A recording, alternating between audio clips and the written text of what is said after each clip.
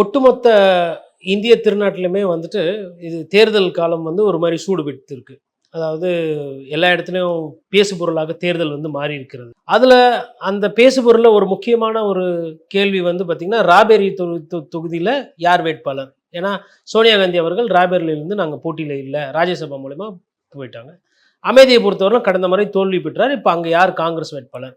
அதுவும் எப்படின்னா, அமேதியில் இருக்கக்கூடிய காங்கிரஸ் அலுவலகத்தில் ஒரு ஆரவாரம், தொண்டர்கள் டெய்லி கூடுறது, ராகுல் காந்தியோட ஃபோட்டோ அங்கே பெருசாக போஸ்டர் இருக்கிறது, அங்கே அந்த பிரச்சார வாகனம் நிறுத்துறது. அதாவது என்னென்னா, ஒரு 2 நாட்களுக்கு முன்னாடி கூட ராகுல் காந்தி திருப்பி அமேதியில் போட்டியிடுவாரா, போட்டியிட போகிறார், அவர் தான் வேட்பாளர் அப்படின்ற மாதிரி சமிக்கைகள் பேசுபொருள்லாம் இருந்தது. ஆனால் இன்னைக்கு காலையில் வந்த செய்தி என்னன்னு பார்த்தீங்கன்னா, ராகுல் காந்தி வந்து ராபேரியில் போட்டியிடுறாரு, அமேதியில் வந்து KL சர்மா அவர்கள் போட்டியிடுறாங்கன்ற மாதிரி செய்தி வந்து. இப்போ இதை வைத்து ஸ்ட்ரைட்டாக ஃபர்ஸ்ட் கேள்வி வந்து என்னன்னா, ஏன் ராபேரியில் ராகுல் காந்தி போட்டியிடுறார்?